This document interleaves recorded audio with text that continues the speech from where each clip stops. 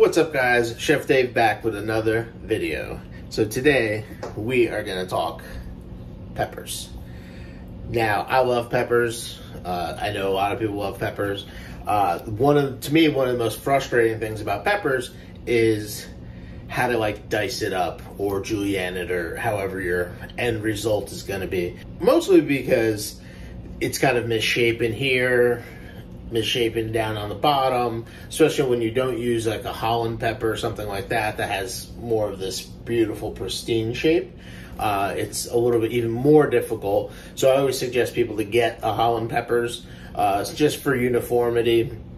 We're going to try to show you how to clean this and dice it up without wasting too much, because as we know, especially today, we don't want to waste food. We want to maximize what we get out of what we buy. And I'm going to show you how to do that right now. Really, to do this properly, we are going to need 2 knives. Now, you can do it with 1 knife, say like a small petty knife, something like this. But if you don't have a petty knife, maybe all you have is a little paring knife and then a regular, like a vegetable knife or chef's knife. I'll show you how to do it with 2 knives. Now, I could do this with this only if I wanted to, but let me show you how to do it with 2 knives. So the first thing you're gonna do is you have a shape here, right? You gotta think about where the membranes are.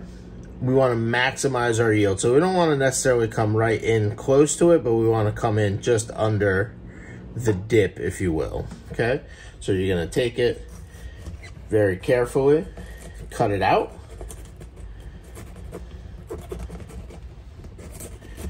Because you want to remove a bunch of that membrane. Just going to cut until you get to the thing. Oh, look at that, perfect. And that's exactly what you're looking for. You see how you got some of that membrane? So it's important to kind of go down all the way. You don't want to go through the bottom, but you want to go all the way. You want to use as much of the knife as possible. Then we're going to flip it. And now on this side, same thing, right? You want to locate more of the peak of the top and slide the knife in. And again, using the same technique, you're going to go around and you want to use as much of the knife as possible without going all the way down. Okay?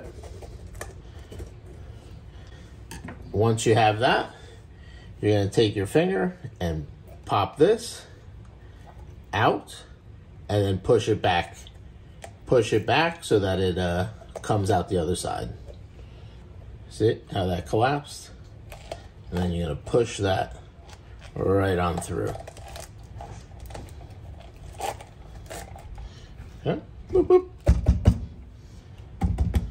Push that right on through. So what you have left behind is this kind of beautiful cleaned out pepper with a bunch of the membrane gone that's inside, with a very minimal loss. Now you look at that, we can go back, we can use this, and I'll show you how to do that, but it's a pretty minimal loss as far as peppers are concerned. So once you're here, this is kind of what you want to do. This you save for your compost. Okay, you can't really use, you could go back, I guess, and do a little trimming there, but that's pretty much all used up because there's so much membrane on the bottom. This one, again, you can clean this one up a little bit just by cutting that out. Now, you don't want to have a ton of the membrane on there just because it's a little bit pithy and bitter, but that you can use dice however you want. For this, to switch to my other knife, we're going to cut down the middle, knock out all the seeds, and now you have this bit of membrane. Now, a lot of it comes out when you do this technique, but for the most part, it's gone. If you see a lot of it, you can just pick it out, but that's okay. Everything else is pretty much fine. Don't worry about the seeds. Take this out and that out. Okay, so then that's your perfectly cleaned up peppers. Now, it all depends on what you want to do, if you want to julienne it or if you want to dice it. But I always believe that cutting them into 4 pieces and sort of following where the dips are, we'll just cut it right in the middle and call it a day. So that's perfect, just like that. And then the next thing you want to do if you're dicing,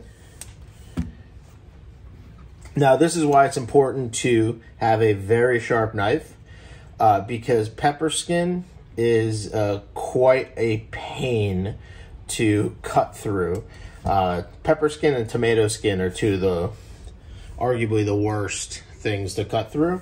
Now, a lot of people will tell you to cut with the skin against the board so that you can have something to cut through or some pressure to cut through.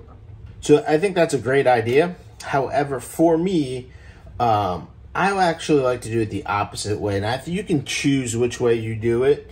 That's why, to me, it's super important to have a very sharp knife. Because if you have a very sharp knife, to me, it's a lot easier to cut through the skin this way. See that? Again, you can go this way, totally fine as well. Pick your size of your dice or your julienne. Both ways work, totally fine, okay? But for me, again, I think there's more, I don't know, for some reason my hand feels a little bit more secure with the skin up. Now we have these little hooks. Now we're making a dice, so that's perfect. So we cut these, that's a dice, and then straight up. Okay, just like that. And you have a very consistent, pretty clean dice. This is home cooking. With this one, same thing. You can just, again, roundabout, just like that. And then just give it a touch there, and be good. And lastly, if you're going to julienne, if you want a nice thin julienne, again, for me, skin side up, you're just going to slice, slice, slice, slice, slice, just like that. So you're cutting through the pepper. And you end up with a nice, beautiful julienne for your cheesesteaks for the weekend. That's it, guys. Pretty simple. We've got a little thicker julienne that we can turn into a dice or leave it as is. We have a nice, beautiful, thin julienne that's kind of more traditional. And then we have a nice dice of pepper. But either way, this is maximizing the yield, and to me, the easiest way to dice a pepper. That's how you do it. I think, to me, this is the best way to dice a pepper. I think it's the most efficient, the most maximum yield you can get from a pepper, especially when the peppers get a little wonky. This is perfect for like a Holland pepper, which is, you know, this really nice, beautiful shape. It still works with some of the wonky ones. Totally fine. Same technique to maximize your yield. For me, this is the best way to do it. That's it, guys. So if you like this content, make sure you comment, like, subscribe, and ring that notification bell. Thanks, guys. Peace.